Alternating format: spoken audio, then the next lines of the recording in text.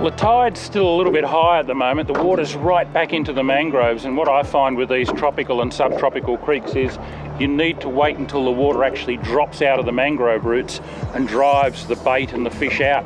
But it doesn't hurt just to look around out here on the flats, and that's where my Mako polarized glasses come in. It's very glary out here. Apart from anything else, I'd end up with a terrible headache if I didn't have a good quality pair of glasses here. But they also help me to see the bait and the fish in the water. The water's not real clear, but if I concentrate, I can still see stuff happening down there and hopefully catch something. Part of my job is field testing new soft plastics, and it's not a bad job to have.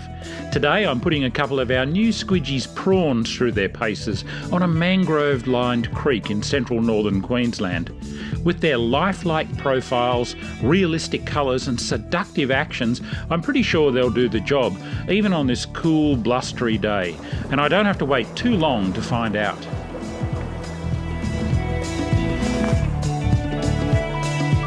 Instead of working the edges, I've just been watching the sounder, and there's the odd snag along here just out from the bank a bit down in about 3 to 4 or 5 metres of water, and some of them have got fish sitting on them, and I've just bounced the little prawn along over the top of one of the snags, and that's just a little cod, little gold spot cod, but there'll be other stuff down there as well. It's a start anyway.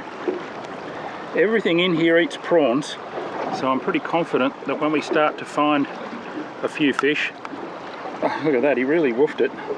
A little wriggler prawn, absolutely smacked it, inhaled it in that tooth-lined mouth in there. Now, as the big tide finally begins to drop out of the creek system, some of its secrets are being revealed, and it's becoming more obvious where to fish. All the same, it's vital to work that lure correctly, and with soft plastics, that usually means making regular contact with the bottom. This part of the equation seems to trouble many anglers, but if you concentrate and really watch your line, you should be able to tell when the lure touches down on the bottom after each lift. The line will visibly relax and lose tension as the lure hits bottom.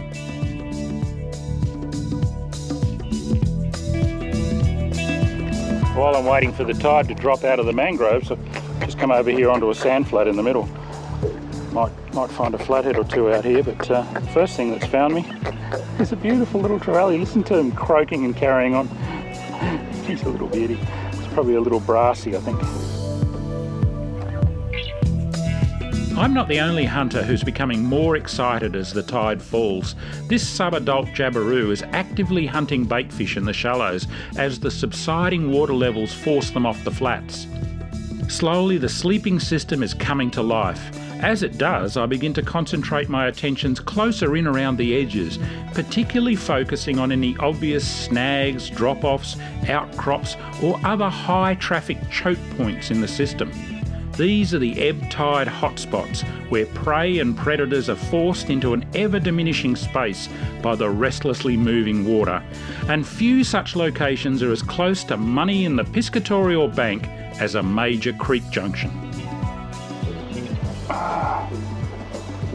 There's a little spray of bait in there, and I dropped the prawn right on top of it. Oh, it's a trevally. That was good fun in the snags. I thought it might have been a jack for a second. There we go. Good fun on that light gear. Wow, didn't he want that prawn? The only thing poking out is the jig head, the prawn eyes and the whiskers.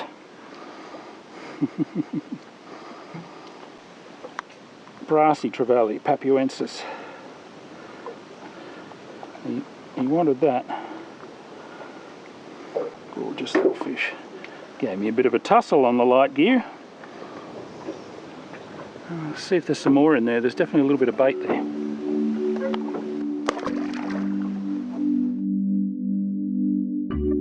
Near the very bottom of the tide, more and more of the creek's many secrets are being revealed. There are few places left to hide now, and the fine distinctions between prey and predator become increasingly blurred. It's eat or be eaten time, and that makes it the prime time to have your lure in the water. Oh, that's quite a nice pikey brim. I love these pikeys. They take over from the southern black brim and the yellowfin brim when you get up here in northern latitudes. They overlap with the yellowfin along a lot of the east coast of Queensland here. A little bit different though, a darker fish generally, but you can't always go on colour. They're a bit more rounded in the tail lobes. They have a very stout spine here in the anal fin, and they've often got quite rubbery lips and a bit of a blue tinge around their lips even when they're relatively small like this one. And he just picked up that wriggler prawn. I saw a little tiny spray of bait fish in there, and I dropped it right on top of where they were, gave it a couple of little tweaks, and whack, and gee, he hit it hard. I tell you what, he went as hard as a little mangrove jack of the same size. There's plenty of them all the way from Gladstone right around to the northwest coast. Not too bad to eat either. I'll get him back in the water, I don't need him. There you go, mate. You're a lovely fish. He doesn't know he's free yet. He'll wake up in a second. Look at that. Fins all erect. Oh, there he goes. Oh, this is too much fun. Those new Squidgy's prawns were certainly proving their worth, but it's not enough just to have an effective lure. You also need to rig and fish it correctly. With most soft plastics, that means taking the time and care necessary to seat the tail absolutely straight and true on the appropriate jig head, with the hook point emerging dead centre from the plastic's back. A few more seconds spent on this part of the process can make all the difference to your results. And of course, adding a smear of S-factor feeding stimulant doesn't go astray either. You need everything going in your favour, especially if the fishing's a bit tough.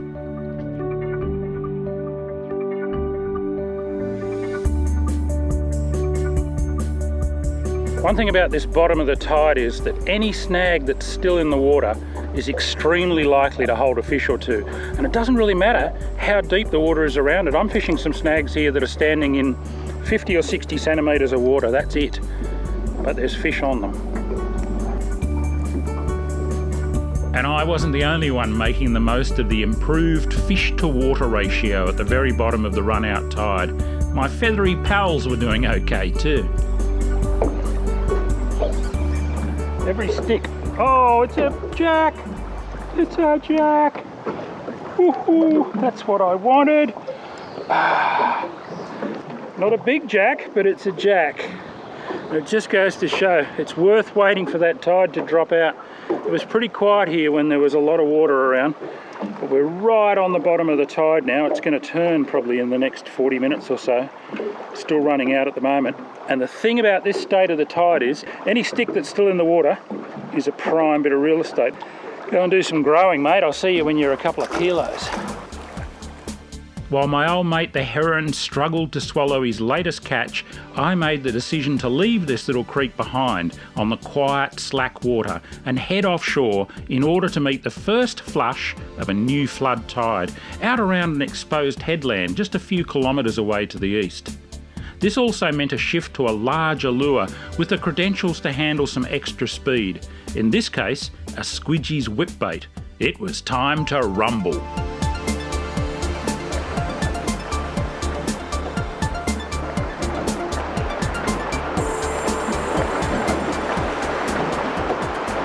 Yep, oh, big one after that time.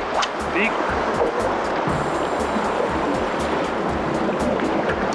Oh no! I'm getting absolutely shredded. Oh, big GT. Snag! I don't know what that. This is it. Fast, they like it fast. There's about 5 or 6 of them here.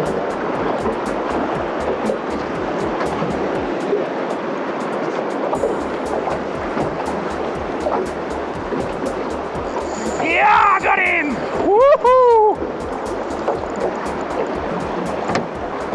Oh, that is so much fun!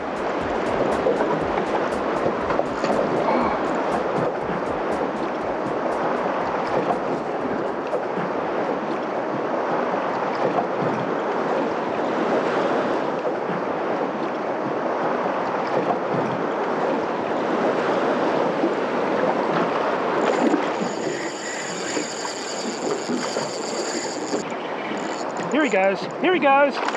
Woohoo! And again.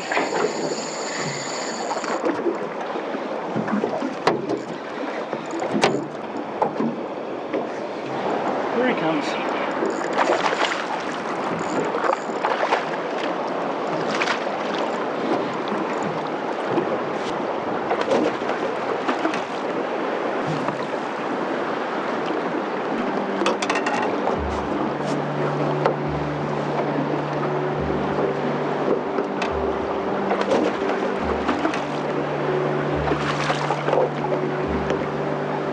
Go, mate. A school of hungry queenfish, along with the odd big trevally, was hunting the aerated whitewater hard in against the point. The trick lay in landing a lure tight to the stones before burning it back out into open water and hanging on tight. Yes, yes, they're all over it. I've got him. Woohoo!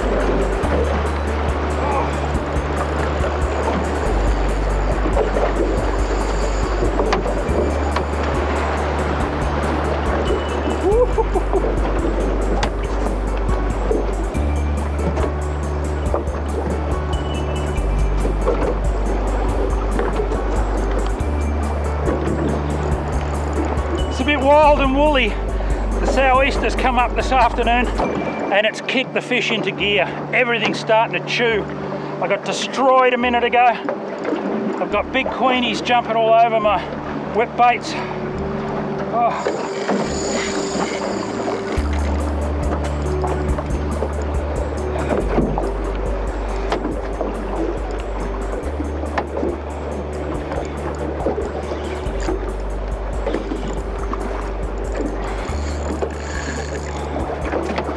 Big queenie, this one, I think.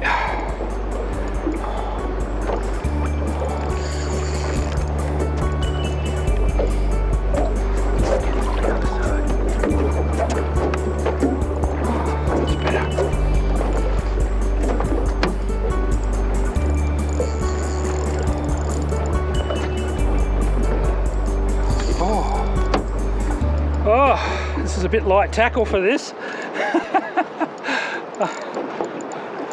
You know, this is what I love about soft plastics. You can come out of a creek catching pikey, bream, and mangrove jacks and flathead and stuff, and with basically the same gear drive out to the front of the headland, same lures, and hook big powerful pelagic fish.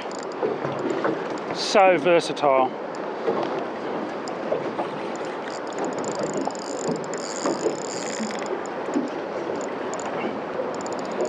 Oh, come on.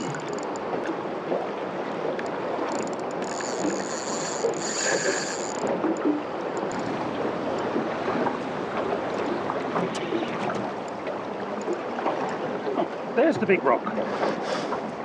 We've covered some ground.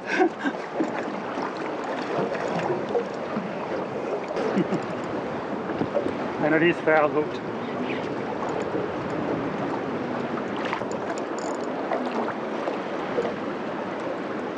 Oh, and it's got a mate with it. Oh, I think its mate might be a GT. This place is wild.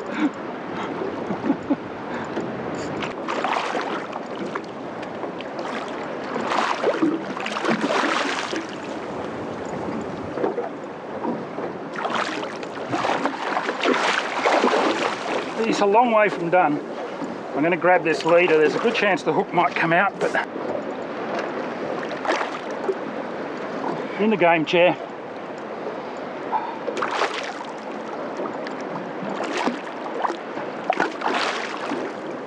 Oh, come on, mate. Just give up. Go try this at home. All right.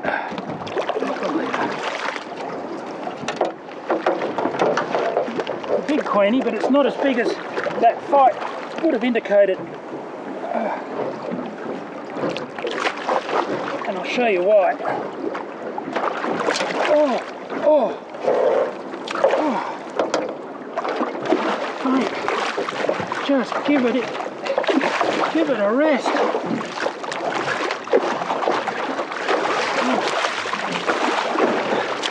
you? Knock it off!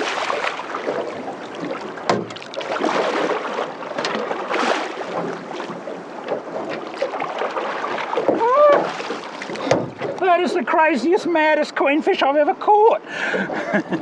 And you can see why. But these spines on their back, and they've got the same thing on their belly, if I show you front on, you'll see that each one actually angles out in the opposite direction to the one in front of it, so they stick out to the sides. And there's a very strong theory that they go through baitfish schools and actually slash them up with these. They're like little scalpels, and then come back and clean them up. Oh, I'll get him back in the water. Off you go, mate.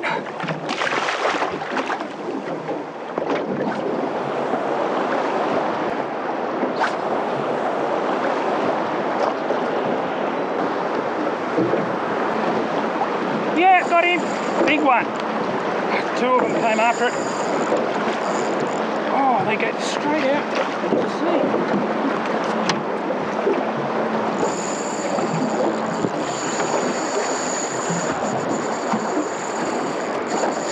This is a big one.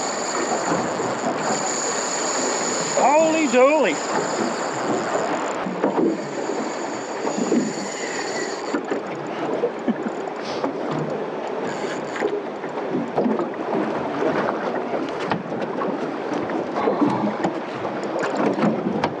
Looked like a big one, this one.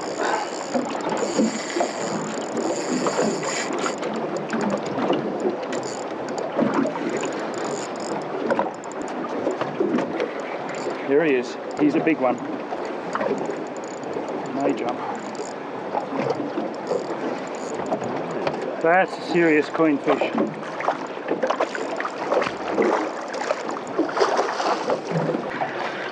He's got it right down. He's not going anywhere unless the shark gets him. Oh! Did you get that?